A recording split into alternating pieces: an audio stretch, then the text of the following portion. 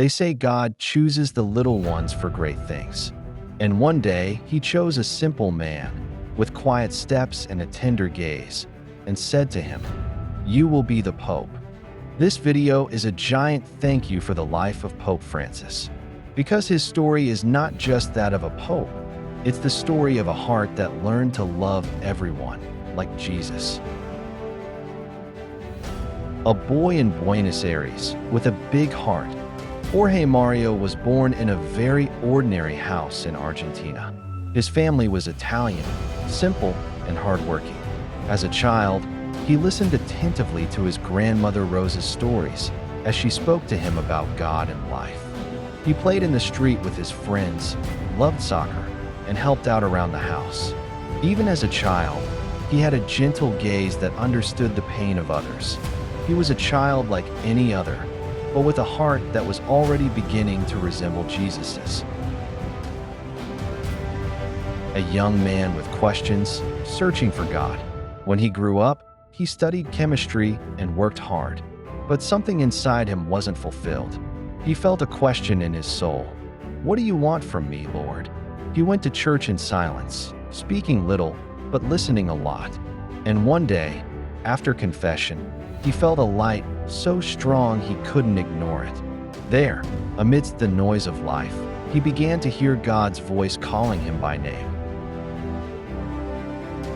A call that changed his life forever.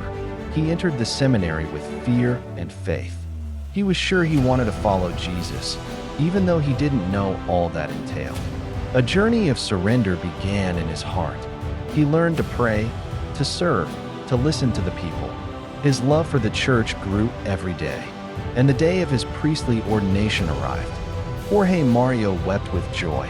He was no longer just a young man searching for meaning. He was a priest, a friend of God, a pastor of the people. Priest of all, servant of the humble. As a Jesuit priest, he dedicated himself to teaching, to accompanying, to being with those who suffered. He didn't seek applause. He walked the streets with his briefcase and Bible. He visited the sick, taught classes, and was where he was most needed. He liked to go unnoticed, but wherever he went, he left a trail of hope. He wasn't afraid of poverty. He knew Jesus was there. His way of loving was simple. Look into their eyes, listen without haste, and embrace with his soul. A bishop who walked with his people. He was appointed Bishop of Buenos Aires, and he didn't change his way of life. He continued traveling by bus and train. He visited poor neighborhoods, ate with the poorest, and asked everyone, "Pray for me." He was well known in the slums. He walked without fear, stopped to talk to everyone, and didn't consider himself superior to anyone. His episcopate was a time of profound closeness.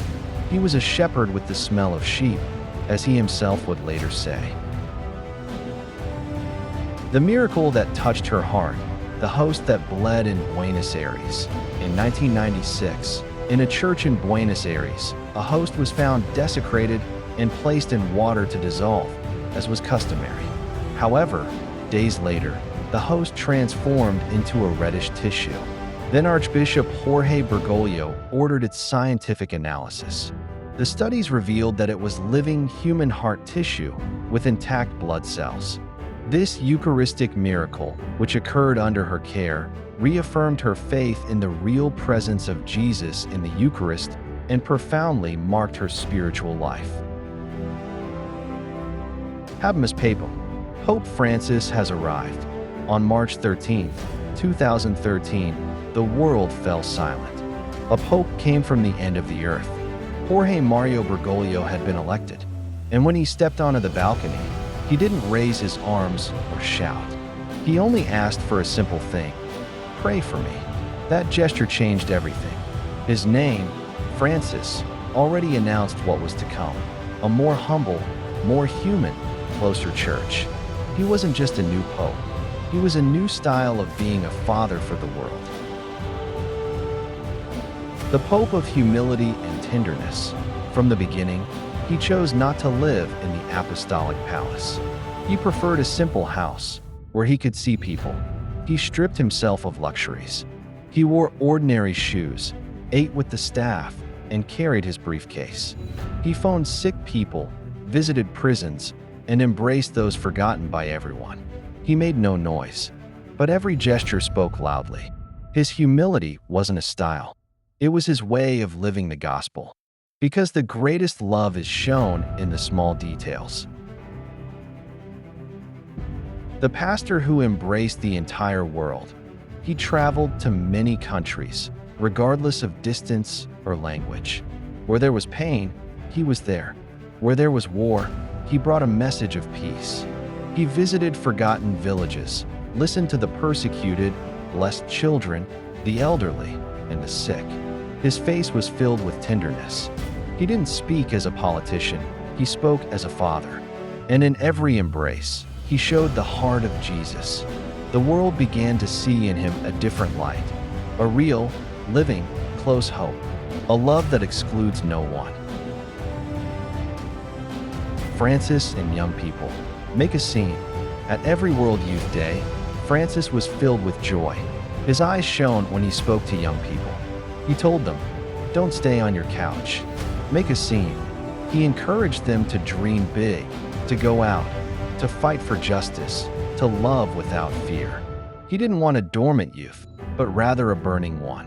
And many young people around the world found in him a grandfather who understood them, who believed in them, a pope who pushed them to change history.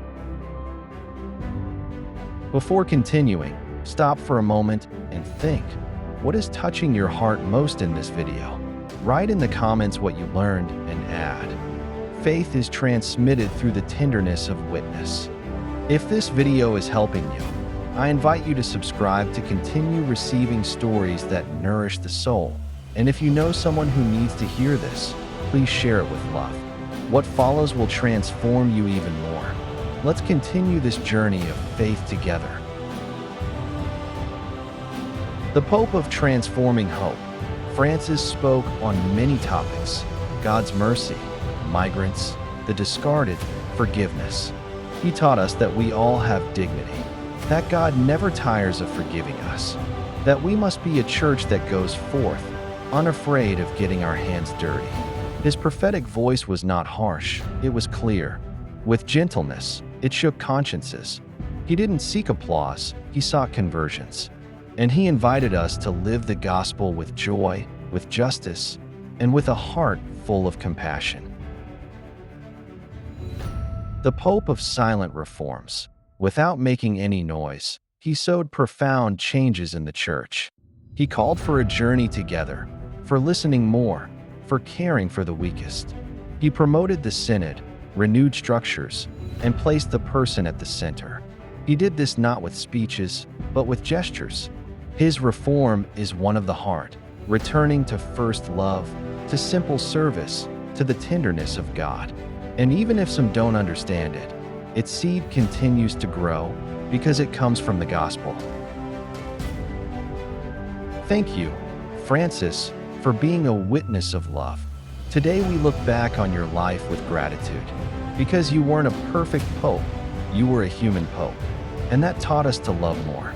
Your way of laughing, of walking, of listening, of serving, showed us how the gospel is lived in everyday life.